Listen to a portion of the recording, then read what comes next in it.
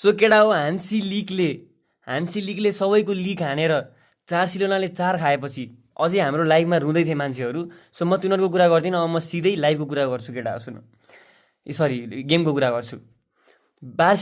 सेभिलाले बार्सिलोनाको left जुन Joule's कुन्डेको फ्ल्याङ्क थियो त्यो फ्ल्याङ्कलाई मजाले एक्सपोज हानेको थियो केटा हो, मजाले एक्सपोज हानेको थियो। बिग चान्स 5-6वटा क्रिएट भएको थियो त्यो साइडबाट।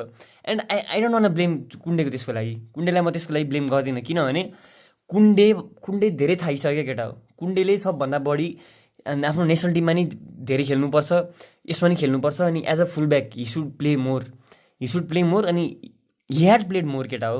सबभन्दा बढी टाइम यसैले पाएको होला यस बार्सिलोनाबाट। सो सेभिलाले जुन तरिकाले बार्साले एक्सपोज हान्यो, अनि डोन्ट से अब फेरि बार्साको हाइलाइन हुँदै हुनुपर्छ, डोन्ट से केटा हो, डोन्ट से।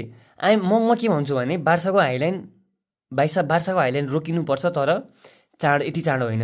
60-70 मिनट गेममा पुगिसकेपछि किन म भन्छु सुन, बार्साले हाइलाइन खेल्दा इन्टेन्सिटी ल्याग गर्छ अहिले।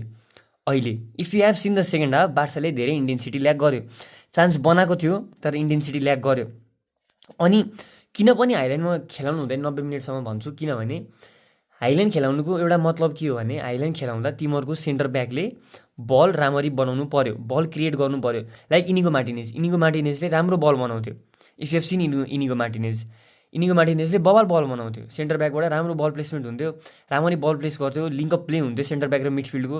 त्यही भएर हाइलाइन प्ले गर्दा पनि उनीहरूलाई आफ्नो पोजिसनमा कन्ट्रोल थियो र हाइलाइन प्ले खेल्दा उनीहरूलाई एडभान्टेज हुन्थ्यो। तर अहिले त्यस्तो छैन। अहिले यु हेभ रोनाल्डो अराउहो, साँडे गोरु।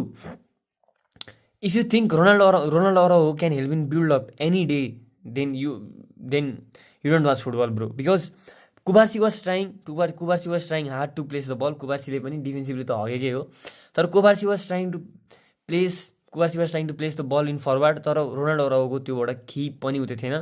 रोनाल्डो अराउहोले डिफेन्समा पनि हगेकै हो, अलिकति होइन, धेरै नै भन्छु म, किनभने डिफेन्सको काम पछाडि बसेर डिफेन्स गर्नुभन्दा पनि टिमलाई रोल दिने हो। अझ he is a captain, so I think क्याप्टेनसिपको भूमिका कस्तो हुन्छ I think he knows very well. तर उसबाट त्यो कुरा आएन। अनि तिम्रो जुन प्लेयरहरूलाई ग्लेज गर्छौ नि, अब म भन्दिनँ नाम लिन्न केटा हो, तर तिम्रो जुन प्लेयरलाई ग्लेज गर्छौ नि, ग्लेज गरेर केटा हो, यो तिमीहरूलाई फाइदा हो क्या केटा हो। तिमीहरूको प्लेयरहरू ट्रोल हुनबाट बच्छन्।